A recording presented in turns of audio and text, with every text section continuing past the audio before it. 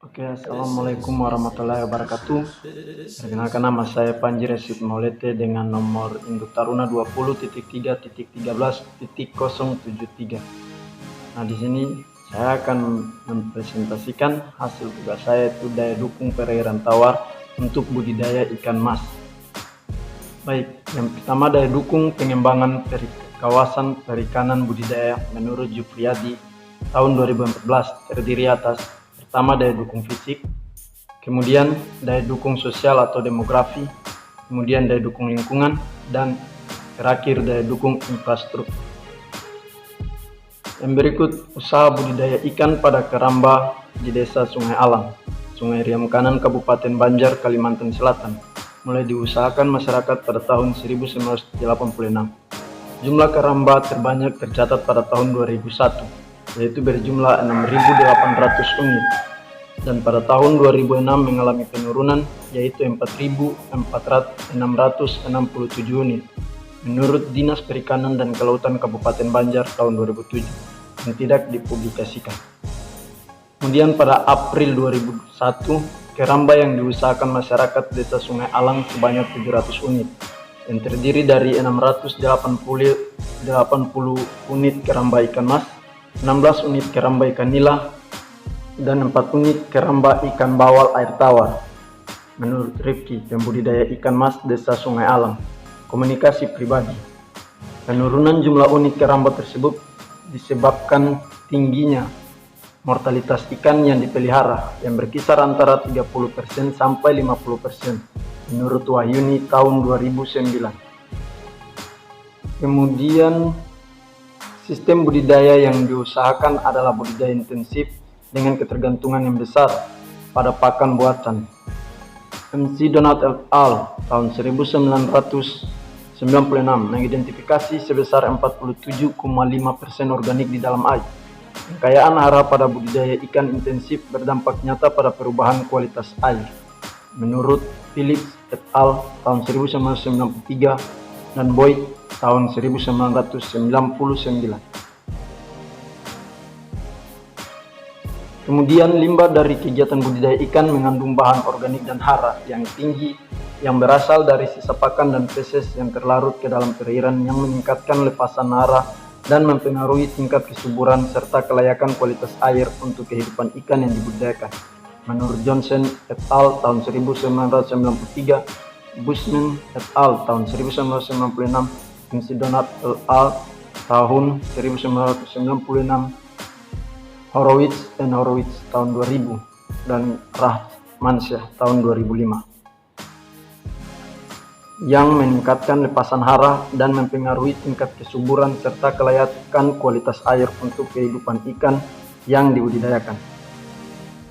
Aktivitas budidaya ikan pada keramba di Sungai Riam Kanan telah berdampak pada penurunan kualitas air, seperti peningkatan kadar BOD5 dan COD, peningkatan kadar total nitrogen amonia, dan penurunan oksigen terlarut atau DO, dissolved oxygen. Terjadinya perubahan kualitas air meningkatkan serangan virus yang menyebabkan kematian massal pada ikan yang dibudidayakan, menurut Wahyuni tahun 2009.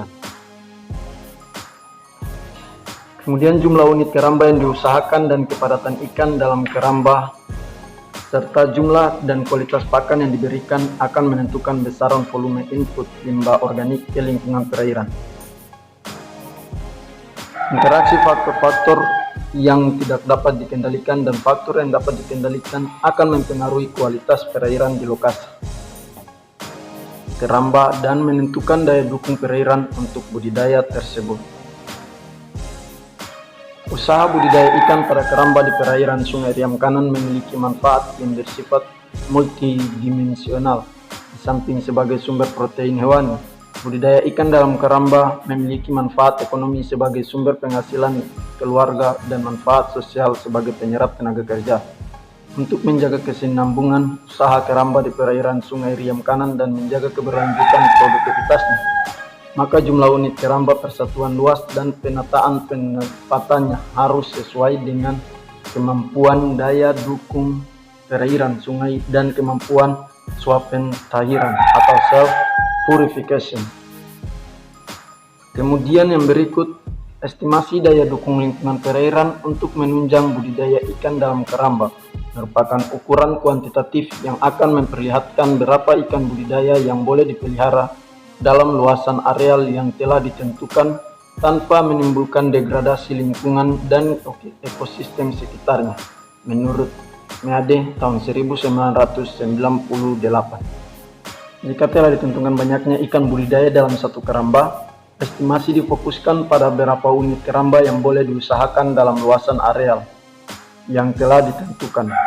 Beberapa pendekatan dalam estimasi daya dukung untuk pengembangan usaha budidaya ikan di perairan umum adalah pendekatan berdasarkan beban atau muatan N berdasarkan ketersediaan DO. Muatan N dan P yang terbuang ke lingkungan perairan, serta pendekatan berdasarkan ketersediaan DO. Jadi ini menurut dua para ahli, yaitu Beveridge tahun 1984 dan Rasmansyah et al. Tahun 2005. Baik, yang berikut, penentuan daya dukung berdasarkan kapasitas ketersediaan DO dalam badan air didasarkan pada formula yang dikemukakan oleh Willoughby 1968 yang selanjutnya dimodifikasi sesuai dengan karakteristik badan air. Menurut Meade tahun 1989 dan Boyd tahun 1990, pergantian air karena arus akan menyediakan atau memasuk oksigen sehingga konsumsi oksigen oleh organisme non-budidaya dianggap tidak signifikan. Kemudian yang terakhir, unsur nitrogen dan fosfor yang terkandung dalam pakan ikan merupakan sumber pencemaran air yang dapat mendorong terjadinya eutrofikasi. Oleh karena itu, beban kedua parameter ini lazim digunakan sebagai penentu daya dukung perairan untuk pengembangan budidaya perikanan. Besarnya daya dukung perairan untuk kegiatan budidaya ikan ditentukan dengan pendekatan beban limbah TP, beban limbah TN, dan kapasitas ketersediaan DO dalam air. Baik, terima kasih.